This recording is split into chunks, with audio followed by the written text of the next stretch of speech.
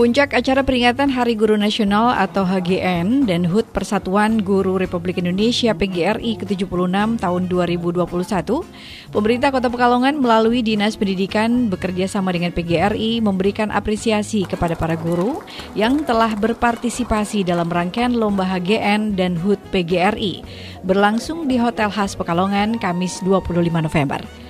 Acara dibuka secara langsung oleh Wakil Wali Kota Salahuddin dan dihadiri oleh Kepala Dinas Pendidikan Kota Pekalongan Zainul Hakim, Sekretaris Dinas Pendidikan sekaligus Ketua PGRI Kota Pekalongan Mabruri, Pengurus PGRI Kota Pekalongan Suroso, serta perwakilan para guru dan kepala sekolah yang ada di Kota Pekalongan. Dalam kesempatan tersebut, Wakil Wali Kota menyerahkan penghargaan dan apresiasi kepada salah satu guru berprestasi bernama M. Hoirul Kamal yang telah meraih juara Olimpiade Nasional Inovasi Pembelajaran atau ONIP tingkat nasional yang diselenggarakan oleh Pusat Pengembangan dan Pemberdayaan Pendidik dan Tenaga Kependidikan atau P4TK Matematika beberapa waktu lalu. Wakil Wali Kota menyampaikan terima kasih dan apresiasi yang setinggi-tingginya kepada semua guru, khususnya di Kota Pekalongan.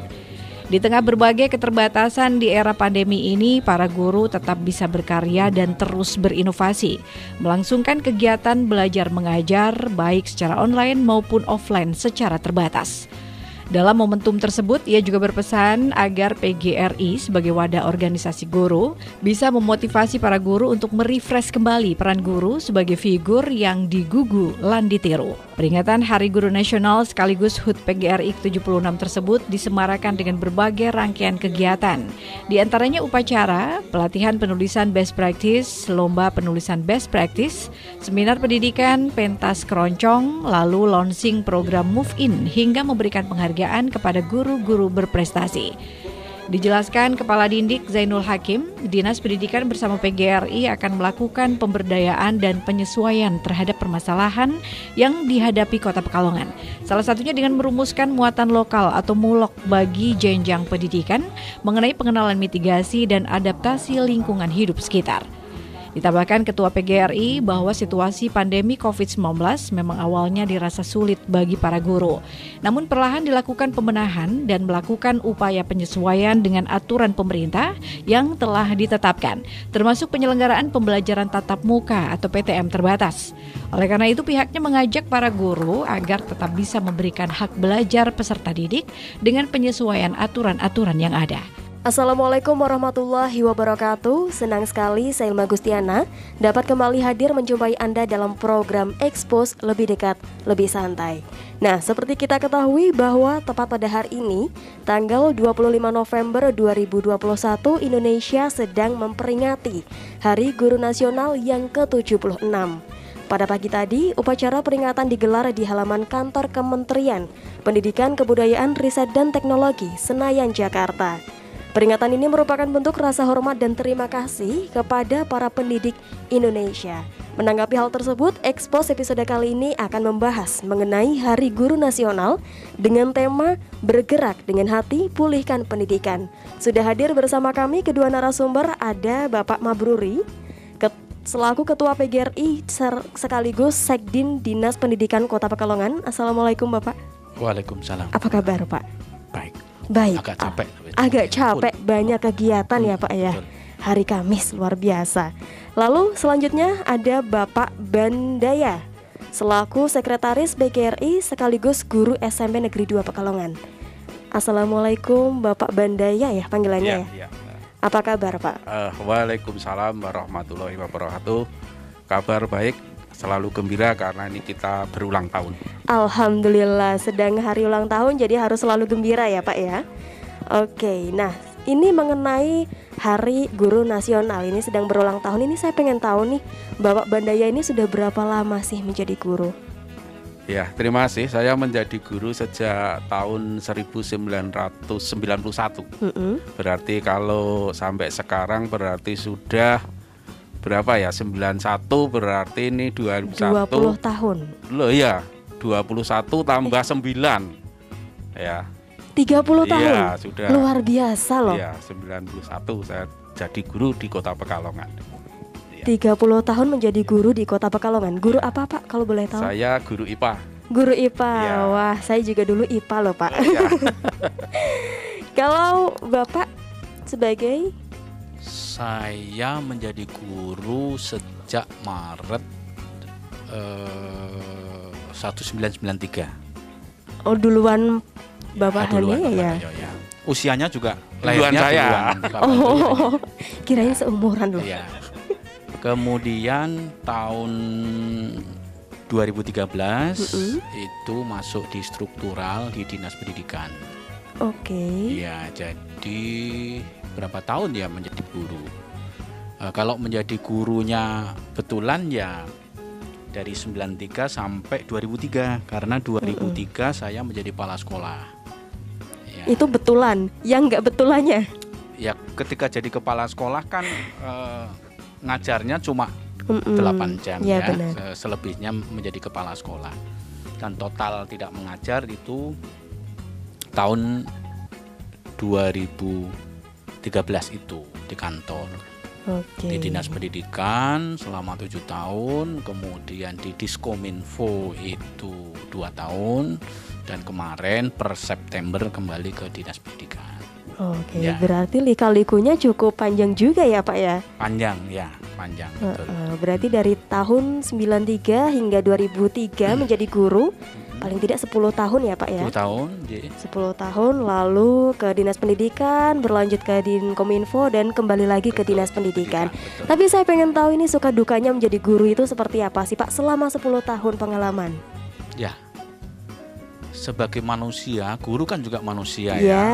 Ketika ketemu dengan siswa yang ya tidak tertib misalnya, tidak disiplin melaksanakan tugas, itu rasanya memang sebagai manusia ada kejengkelan, ada apa ya, emosi begitu.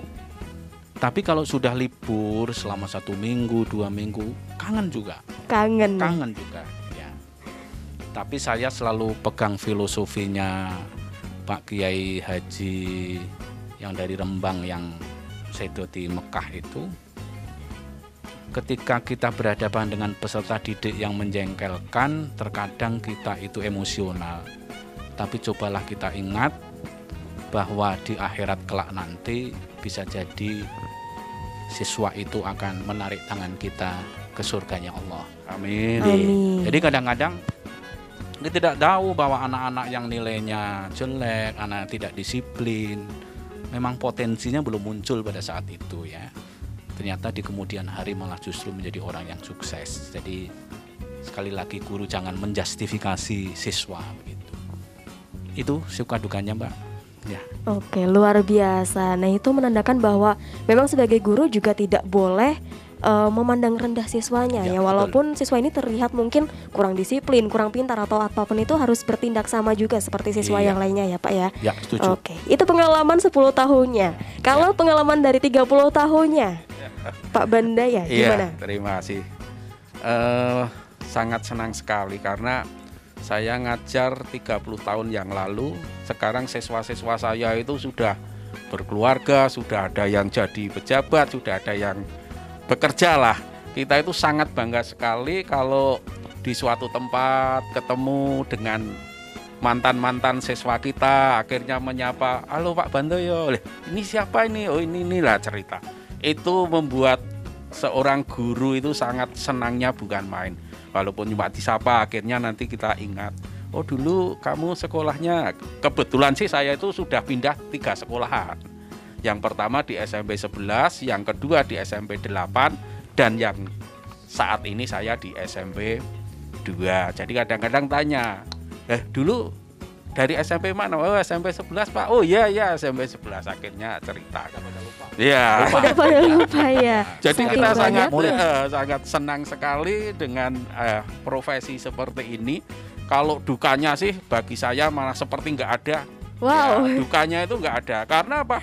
Ya biasalah kita kalau menghadapi siswa anak seperti ini. Tapi nanti kalau dia sudah gerak sedikit gitu aja langsung dukanya itu langsung hilang, Mbak ya. Jadi pokoknya nikmat lah jadi seorang Berarti guru. bisa dikatakan Pak Bandaya ini sangat menikmati Iya, sekali profesi betul, gurunya ya betul, Pak betul. ya. Iya. Luar biasa, sampai para muridnya juga sampai ingat walaupun sudah bertahun-tahun lamanya Iya, ya Pak ya. betul. Bahkan Pak Bandayanya yang lupa ya, Iya. saking banyaknya siswa Betul. yang pernah diajar. Tapi di hari ulang tahun Guru Nasional ini dapat hadiah Pak? Atau ucapan dari siswa-siswanya? Ya, selalu kami tadi seperti saya tadi, walaupun saya ada kegiatan di luar, alhamdulillah di meja saya itu saya diberi hadiah kue. Surprise. Iya, surprise itu. Jadi diberi hadiah kue, kemudian karena saya tidak di sekolahan, akhirnya diwakili oleh salah satu teman saya, guru di sekolah di SMP 2, kemudian menyampaikan ucapan terima kasih dan sebagainya. Baru tadi saya dikirimi fotonya, Pak, ini Pak dari siswa-siswa kelas, saya kebetulan wali kelas 7B, wali kelas 7B di SMP Negeri 2 Pekalongan. Tapi gitu. kuenya sudah dicicipi Pak? Oh, sudah. Tadi udah nyicipi. Habis dari acara terus Langsung nyicipi. Iya. Enak Pak? Iya. Kok nggak dibawa ke sini ya? Nah, itu ya.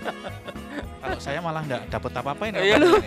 Harusnya Tapi- bagi-bagi Ya, loh. tapi saya sempat diberi ucapan selamat hari guru oleh istri saya yang guru. Ya, malah kebalik ini ya. Justru istrinya yang memberi ucapan, Iya. padahal istrinya yang guru ya. Iya, betul.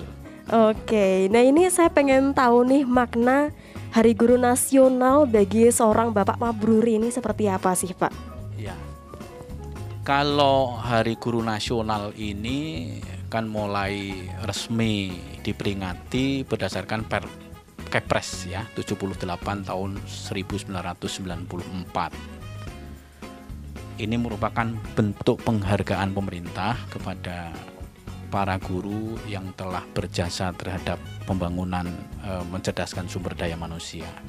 Ini pandangan kita pada umumnya seperti itu. Tapi secara pribadi bagi saya bahwa Hari Guru Nasional ini merupakan momentum ya, momentum kita introspeksi diri. Apakah kita sudah menjalankan kewajiban kita, fungsi-fungsi kita melayani peserta didik, membangun sumber daya manusia, sudah berkontribusi terhadap pencapaian tujuan pendidikan nasional dan sebagainya. Jadi itu momen kita introspeksi betul, refleksi dirilah. Gitu. Nah setelah kita introspeksi dan refleksi, kita renungkan, kita pahami, yuk bersama-sama pada hari ini, hari peringatan Guru Nasional ini, jadikan momentum untuk meningkatkan kualitas layanan kita kepada anak didik. Apakah melalui pengabdian kita di dalam proses pelaksanaan pembelajaran maupun kita meningkatkan kompetensi. Lebih-lebih masa pandemi ini, tuntutan penguasaan teknologi informasi terkait pelaksanaan pembelajaran jarak jauh, pembelajaran secara daring itu bisa kita laksanakan. Jadi ini momentum menurut saya, momentum untuk memperbaiki diri sebagai seorang guru. Oke, luar biasa. Arti makna dari Hari Guru Nasional bagi seorang Bapak Mabruri yaitu merupakan momentum untuk introspeksi diri agar menjadi guru yang lebih baik ya. Kualitasnya juga diperbaiki ya Pak ya. Iya betul. Oke, lalu kita beralih ke Bapak Handaya. Bagaimana kesan peringatan Hari Guru Nasional yang ke-76 ini bagi Bapak?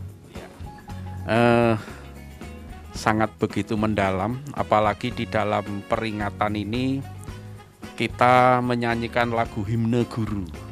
Ya, terpujilah wahai kau Bapak Ibu guru lah. Itu artinya dalam banget ya Pak ya? Iya, kita merasakan sekali waktu saya jadi siswa, setelah saya jadi guru.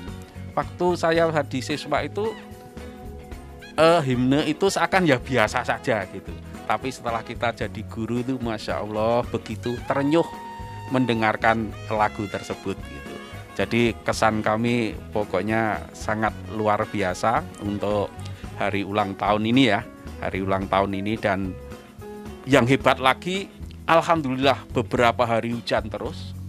Ternyata dari tadi malam sampai tadi pas selesai acara itu terang. Luar biasa. Ini ya. mungkin doa dari guru terutama di Kota Pekalongan biar peringatan ini bisa berjalan dengan baik, dengan lancar. Betul, luar biasa sekali ya. Berarti ini kita bisa menyaksikan nih sosok seorang Bapak Bandaya yang sangat luar biasa, mengapresiasi dirinya sebagai guru dan Hari Guru Nasional di tahun 2021 ini ya Pak ya. Lalu saya pengen tahu apa sih yang spesial dari Hari Guru Nasional di tahun 2021 ini Bapak Mabruri? Iya, saya melihatnya dari sisi pendidikan Kota Pekalongan ya. Sisi spesialnya adalah hari ini Kota Pekalongan meraih anugerah yang luar biasa dari Kementerian Pendidikan. Anugerah apa itu? Saya cerita dulu boleh ya? Boleh, silakan, Boleh. silakan. Kementerian Pendidikan itu sudah menyiapkan fasilitas kepada sekolah. Salah satunya adalah akun belajar.id. Akun ini diberikan kepada seluruh peserta didik, seluruh pendidik maupun tenaga kependidikan dari jenjang PAUD hingga SMA SMK. Akun ini berfungsi agar siswa dan guru bisa mengakses semua fasilitas yang disediakan oleh Kemendikbud agar pengelolaan pendidikan, proses pembelajaran, guru siswa itu memperoleh konten-konten yang diperlukan. Semua sudah disiapkan. Ini kan kerjasama dengan Google, termasuk aplikasi-aplikasi yang disiapkan oleh Google pun itu bisa dimanfaatkan oleh guru, peserta didik, kepala sekolah, dan tenaga kependidikan yang lain. Nah, proses akun belajar ID ini dimulai itu dilakukan yang namanya proses aktivasi akun. Jadi akun belajar ID sebelum bisa dimanfaatkan harus diaktifasi lebih dulu. Kota Pekalongan tersedia 44 sekian ribu akun belajar ID. Nah, PGRI bekerjasama dengan Dinas Pendidikan melakukan proses sosialisasi, pendampingan kepada sekolah. Akhirnya pada 8 November kemarin batas akhir penentuan peringkat terbaik, Pekalongan memperoleh persentase 60,sekian% aktivasi akun. Luar biasa. Dan itu tertinggi di seluruh Indonesia. Wow. Iya, tertinggi di seluruh Indonesia. Nah, hari ini salah satu master trainer yang dimiliki oleh PGRI yang menjadi komandannya teman-teman di lapangan dalam proses aktivasi akun hari ini dipanggil ke Jakarta, dan nanti malam secara live di channel YouTube-nya diumumkan dan disampaikan anugerah penghargaan itu. Baik. Bersama dengan anugerah-anugerah yang lain ya. Dan Kota Pekalongan memperoleh daerah jawara belajar.id karena aktivasi akunnya tertinggi seluruh Indonesia. Luar biasa, berarti ini merupakan kado dan hadiah luar biasa di hari ulang tahun PGRI atau hari ulang tahun Guru Nasional untuk Kota Pekalongan sendiri ya Pak ya. Baik, kita akan melanjutkan obrolan kita pada hari ini. Jangan kemana-mana, tetap di Expose, lebih dekat, lebih santai.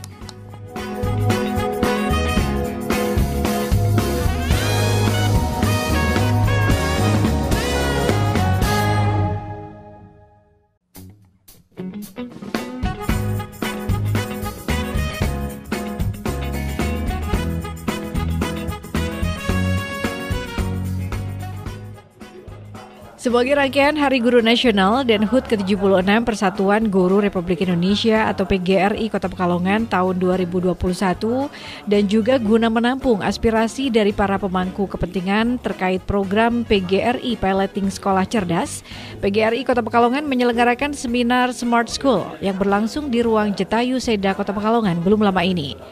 Ketua PGRI Kota Pekalongan Mabruri menjelaskan program piloting sekolah cerdas PGRI ini ditemukan dengan para pemikir yang meliputi Dinas Pendidikan, Bapeda Kota Pekalongan, Dinkominfo, dan Revo Indonesia, di mana nantinya konsep sekolah cerdas itu diharapkan dapat ideal, informatif, dan mendukung program Smart City, sehingga bisa menjadi bagian yang memperkuat Kota Pekalongan sebagai kota cerdas. Mabruri menyebut program sekolah cerdas terdiri dari 12 sekolah, yakni 7 sekolah dasar, 4 SMP, dan 1 SMK yang sudah disepakati untuk diberikan pendampingan selama 1 tahun guna memanfaatkan akun Belajar ID yang sudah disiapkan oleh Kementerian Pendidikan. Pemirsa, kembali lagi di Expose Lebih Dekat, Lebih Santai, masih bersama dengan Bapak Mabruri dan juga Bapak Bandaya. Masih betah ya Pak ya? Masih. Baik, pemirsa, tadi kita sudah membahas mengenai kado spesial untuk Kota Pekalongan di hari ulang tahun Guru Nasional ke-76 ini ya Pak ya. Dan ini saya pengen tahu nih, apakah ada rangkaian acara yang digelar untuk memperingati Hari Guru Nasional di tahun ini Pak dari PGRI?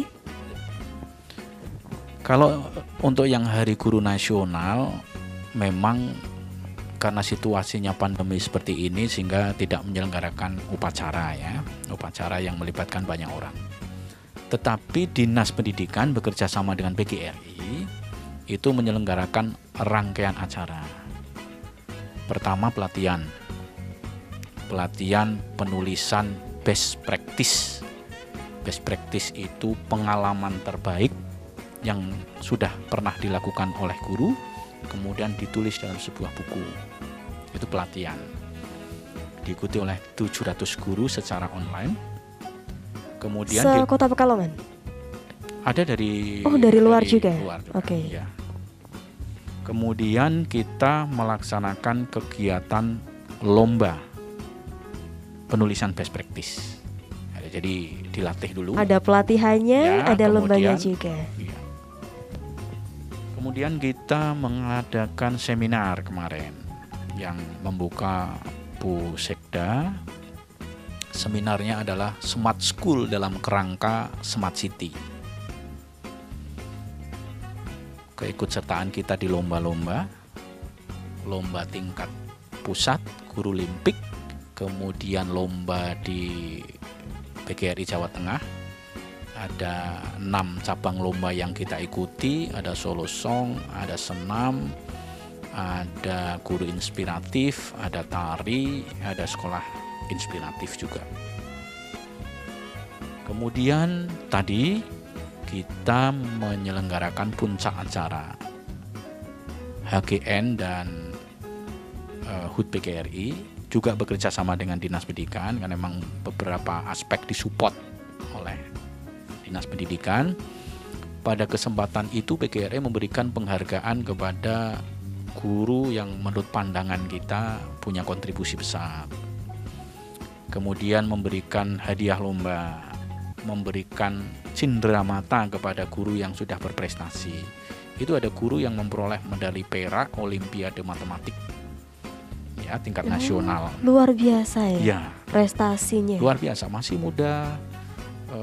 muda karena baru sekitar 2 tahun dia menjadi guru ya.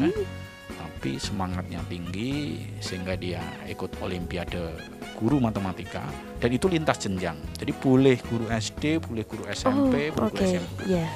Tapi dia guru SMP memperoleh medali perak. Itu kita berikan cindramata ya, bentuk apresiasi. Dan pada peringatan itu pula kita melonceng program Move In. Program apa itu Pak? Konten video di channel YouTube-nya PGRI. Ya, kita ingin channel YouTube-nya PGRI itu hiduplah ya, subscribernya sudah ya baru 1000 silah kecil ya. Ya. Nah, tapi nanti videonya akan kita upayakan untuk video-video yang kreatif. Bisa jadi ini awal mungkin kita belajar membuat, sehingga mungkin bisa jadi kita satu ketika akan belajar dengan Badik TV dan sebagainya. Kerja sama aja Pak, kita kerjasama, kolaborasi nanti ya. Coba apapun nanti kontaknya ya. Ya, kita sih PGRI yang ingin menampung teman-teman guru yang punya keinginan, punya kemauan, meskipun bisa jadi sedikit kemampuan ya.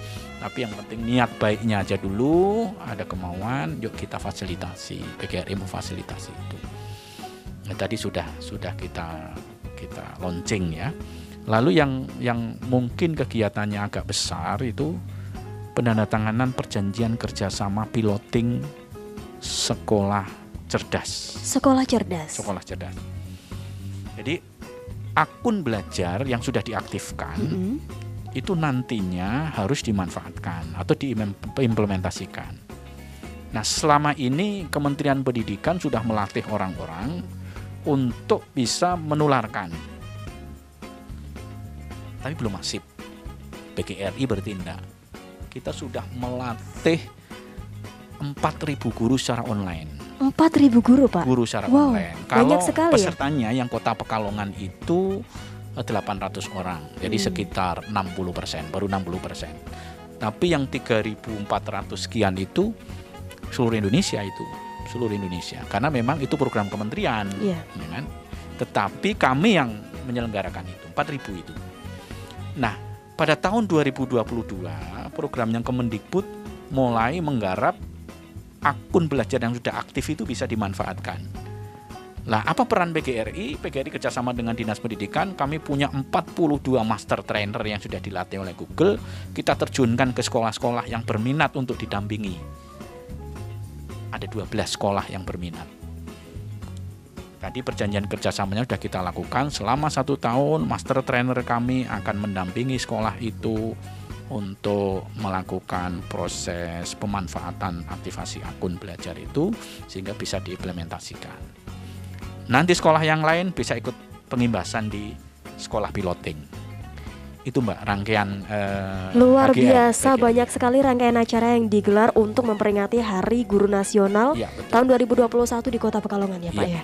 Mulai dari pelatihan dan juga lomba sampai tadi puncaknya ya Pak ya. Betul. Berarti mulai ini dari tanggal berapa nih Pak? Mulai rangkaian acaranya? 1 bulan terakhir. 1 bulan terakhir sudah dimulai? Ya 1 bulan terakhir. Ini pemasangan spanduk, bendera, himbauan untuk mengadakan kegiatan yang positif di sekolah, pelatihan, ya macam-macam. Dan antusiasnya juga cukup besar ya? Cukup besar. Ya, luar biasa. Baik, kita beralih ke Bapak Bandaya nih Pak ya. Seperti yang sudah saya sampaikan di awal bahwa pagi tadi berlangsung upacara peringatan Hari Guru Nasional ke-76 di halaman kantor Kementerian Pendidikan, Kebudayaan, Riset, dan Teknologi yang berlokasi di Senayan, Jakarta.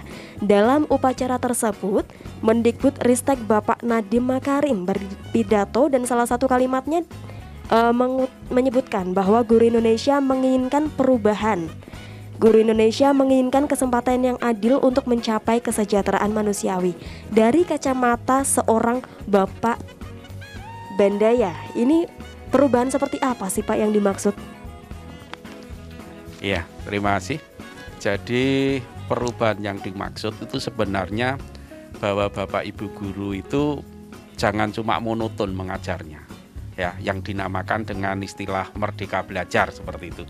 Jadi kalau zaman dulu guru itu cuma mengajar di dalam kelas, ya sekarang itu dibebaskan, ya bisalah untuk mengajar itu misalnya di luar kelas, biar anak itu tidak terkesan seperti boring, takut, bosan dan sebagainya. Jadi bisalah anak-anak itu diajak untuk keluar kelas, kemudian berdiskusi di situ sehingga hubungan antara siswa dengan guru itu lebih dekat. Jadi istilahnya tidak takut lah terhadap gurunya, sehingga kalau kita berdiskusi membahas suatu materi dan sebagainya, itu anak itu lebih mudah karena merasa lebih dekat lah dengan seorang guru itulah, dengan Bapak Ibu guru. Berarti itu secara tidak langsung juga menyangkut pada merdeka belajar ya Pak ya. Ini bagaimana pendapat Bapak mengenai merdeka belajar di Pekalongan ini bagaimana Pak? Apakah sudah diterapkan? Bisa jadi Mbak ya, merdeka belajar itu secara tidak sadar sebetulnya sudah kita lakukan ya. Bahwa paradigma kalau peserta didik itu adalah objek, kemudian sudah berubah menjadi subjek, itu sebenarnya paradigma merdeka belajar. Namun konsep itu kan tidak masif, tidak terstruktur, sehingga pada eranya Pak Nadiem ini program Merdeka Belajar itu memang sudah dikonsep dengan cukup matang ya. dengan implementasi yang lain, misalnya sekolah penggerak, guru penggerak. Di sekolah penggerak itu ada kurikulum khusus yang didesain agar Merdeka Belajar ini terbentuk. Jadi menurut saya positif ya, saya setuju banget. Tinggal apakah program ini akan berhenti di 2-3 tahun mendatang, ini yang kita sayangkan. Lalu juga bagaimana peran pemerintah daerah di dalam memberikan pendampingan penganggaran dan kebijakan yang memadai sehingga program-program itu bisa berjalan dengan maksimal. PGRI mendukung, oke, setuju, dan menurut saya itu program yang baik. Dan cukup efektif ya untuk diterapkan seperti itu. Karena itu juga bisa mengasah inovasi dan juga kreativitas para guru dan juga murid agar lebih baik lagi dalam pendidikannya ya Pak ya Pak. Baik, nah ini kita ketahui bersama bahwa hampir 2 tahun kita berada di masa pandemi. Dan bagaimana kondisi pendidikan di Indonesia khususnya di Kota Pekalongan Bapak Bandaya? Ya, kita maklumi ya Mbak ya, memang pandemi itu datangnya juga mendadak, sehingga ya cukup ngagetkan juga itu, karena kita terbiasa tatap muka dengan anak, ya anak datang ke sekolah, kemudian Bapak Ibu guru mengajar, tetapi sekarang harus secara online, secara daring. Ya kita akan mengetahui sendirilah untuk usia-usia seperti saya yang sudah mungkin tinggal beberapa tahun lagi menjadi guru, mungkin belajar secara online itu kan baru saat-saat seperti ini. Tetapi alhamdulillahnya dari Bapak Ibu guru itu istilahnya mau mengubah secara sadar, secara ikhlas, secara bertanggung jawab, tidak monoton mengajarnya. Akhirnya harus berlatih ya secara online, gimana sih caranya melaksanakan pembelajaran dengan Google Meet dan seterusnya. Nah ini dengan adanya kondisi seperti ini menyebabkan Bapak Ibu guru itu akhirnya dengan sadar sendiri mengalami perubahan-perubahan proses cara belajar mengajarnya. Jadi inilah yang saya sangat antusias, sangat apresiasi terhadap Bapak Ibu guru. Kalau yang muda-muda sih bagi kami sudah terbiasa lah ya Mbak ya untuk memegang HP dan sebagainya, untuk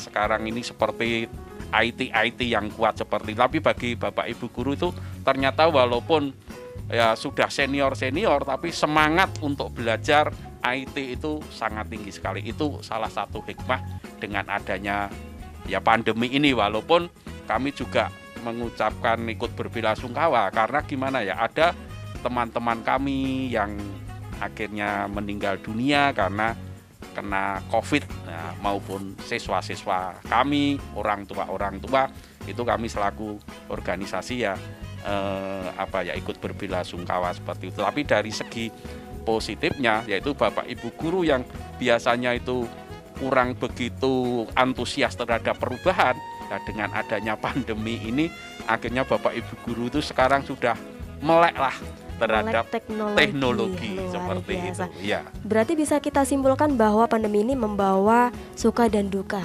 positif dan negatifnya ya Pak ya. Iya. Dan ternyata juga di belakang ini semua terdapat perjuangan dari para guru untuk belajar banyak hal ya Pak ya, agar bisa memberikan pendidikan yang baik untuk para siswanya.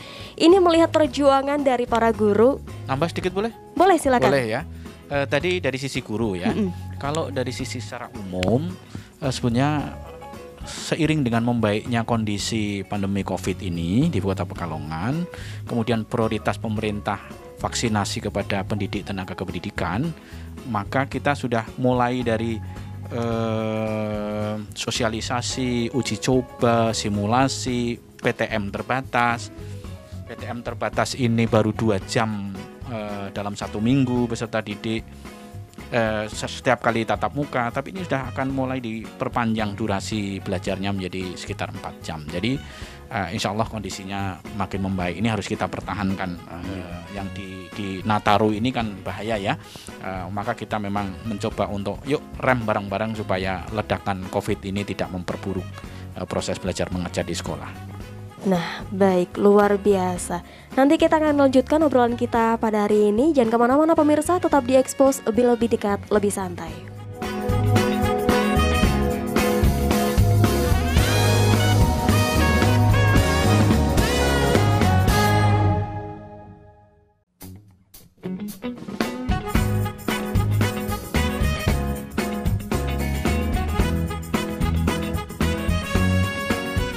Pemirsa, kembali lagi di Expose, lebih dekat, lebih santai. Masih bersama saya Ilma dan juga kedua narasumber.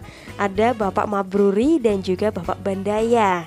Oke, kita lanjutkan obrolan kita di episode kali ini. Masih dengan tema Hari Guru Nasional tahun 2021 yang ke-76. Nah, tadi kita sudah membahas mengenai bagaimana kondisi pendidikan di Kota Pekalongan khususnya di masa pandemi seperti sekarang ini. Saya ingin tanya lagi nih, kegiatan belajar mengajar selama 2 tahun terakhir ini kan pembelajaran jarak jauh ya Pak ya, menerapkan PJJ. Nah, ini menuai banyak sekali pro dan kontra. Ini bagaimana pendapat Bapak Mabruri? Dulu ya, baik. Saya kira dalam menanggapi situasi semacam ini kita maklumi kan. Pro karena memang ada orang tua yang ingin melindungi anaknya dari terpapar COVID, sehingga dimaklumi, dipahami oleh orang tua memang cara belajar dari rumah itulah yang paling aman. Kalau itu memang kita dari sisi perlindungan kesehatan anak ya. Tapi sebagian juga tidak sepakat. Tidak sepakat karena pembelajaran itu identik siswa ketemu dengan guru. Kalau jarak jauh itu kan hanya pengetahuan,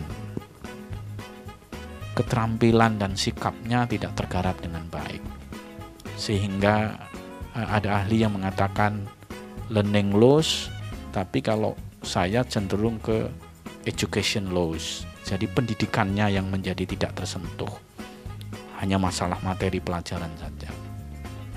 Ada lagi yang kontra, bukannya tidak setuju dengan pembelajaran jarak jauhnya, tetapi karena keterbatasan-keterbatasan yang dimiliki ya oleh orang tua, oleh anak, apakah itu berupa sarana atau juga kemampuan orang tua mendampingi. Betul. Ya, mendampingi.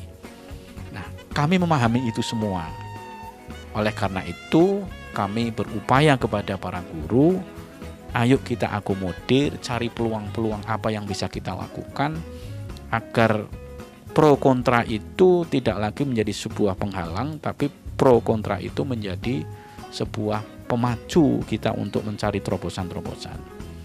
Maka saya mengapresiasi ada guru yang rela untuk datang ke rumah peserta didik, yang di situ ada maksimal 5 peserta didik dengan protokol kesehatan tertentu, home visit, bertemu dengan anak didik, ngecek kesiapan peserta didik, apa yang sudah dipelajari, mengukur kemampuan, dan itu salah satu upaya untuk mengurangi pro kontra itu.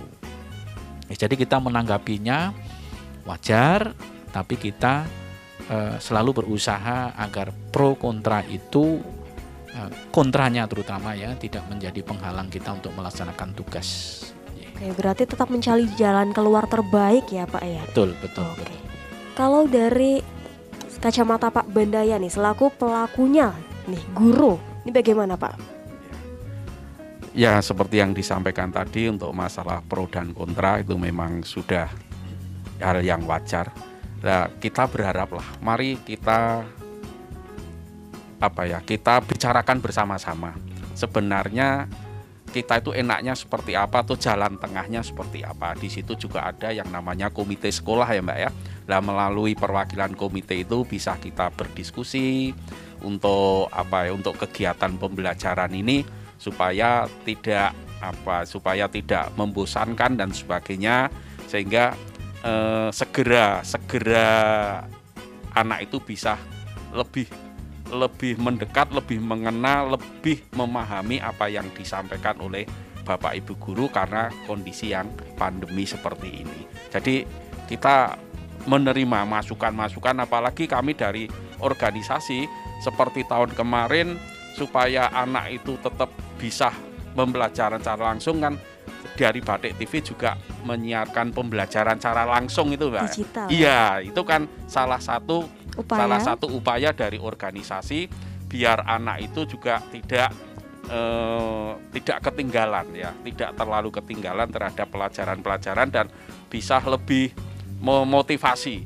lebih bervariasi di dalam penyampaian pembelajaran itu. Jadi kita menerimalah dari Bapak Ibu guru masukan-masukan biar proses pembelajaran ini bisa berlangsung dengan baik, dan kita selalu berharap semoga segeralah kita bisa belajar normal lagi. Iya, harapannya segera kan seperti itu ya. Semoga aja nih katanya akan ada gelombang ketiga dan sebagainya, tidak terjadilah di Indonesia ini, sehingga paling tidak setelah tahun baru ini kita bisa Kembali normal. Amin. Oke, setelah menerima masukan dan juga memberikan inovasi dengan pembelajaran yang dilakukan secara digital, Pak Bandaya, lalu bagaimana cara para guru untuk memantau progres pembelajaran dari para siswanya? Memang kami kan juga anak itu setiap saat diberi tugas, kemudian nanti anak-anak tersebut mengerjakan seperti itu ya. Bagi siswa-siswi yang misalnya kok belum segera mengumpulkan, di situ di sekolah itu kan juga ada yang namanya guru bimbingan, Mbak, ya, guru BP lah. Itu mungkin dari wali kelas dulu. Wali kelas menanyakan kenapa kok tugas ini tidak segera dikumpulkan, bisa melalui WA dan sebagainya gitu.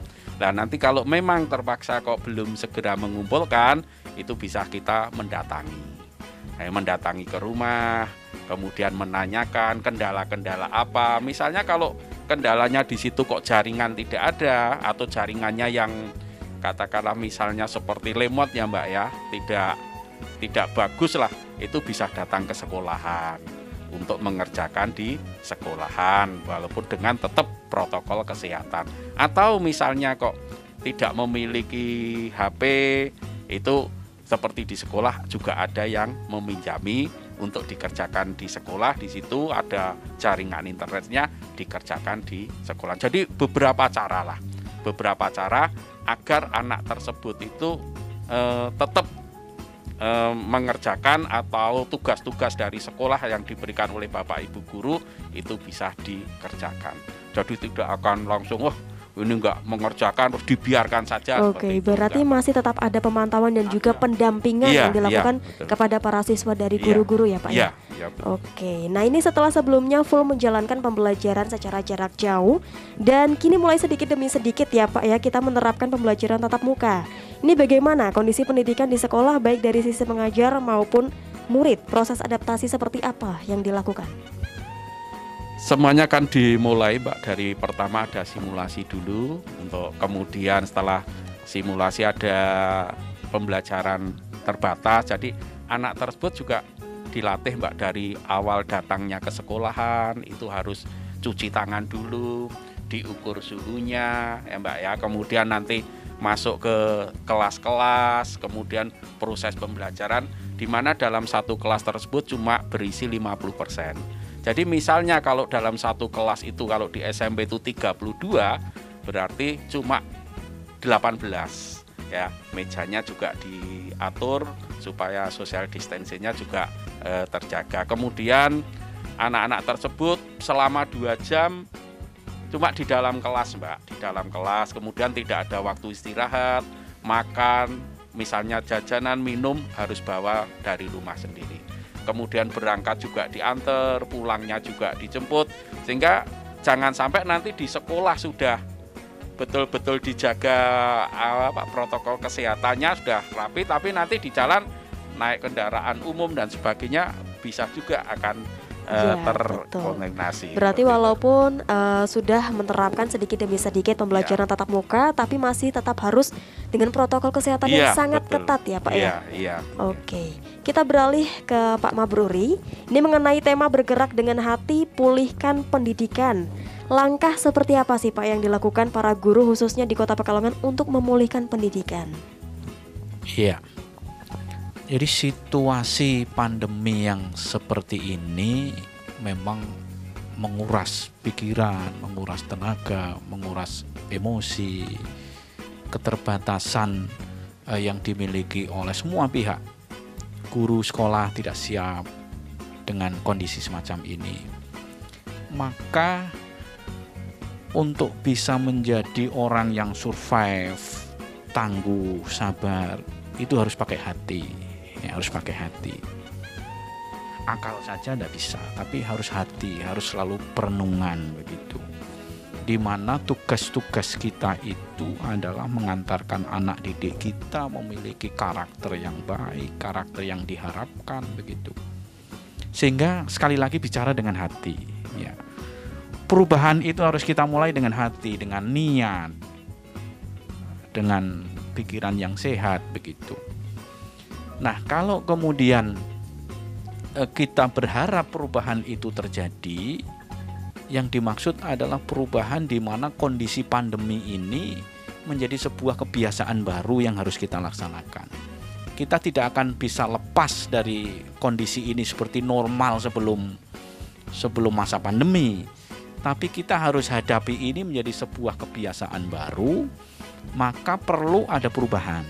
Ya, perubahan di mana kita berdampingan secara harmonis dengan virus corona, dengan pandemi dan sebagainya, sehingga kita pada saat yang bersamaan kita bisa survive, kita bisa tangguh menghadapi satu persoalan.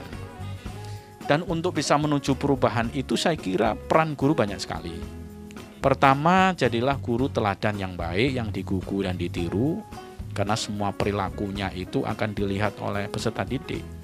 Biasanya seseorang anak itu tidak akan lupa dengan apa yang ia lihat dan dia rasakan, tapi cepat lupa dengan apa yang diomongkan oleh gurunya. Betul. Gitu kan?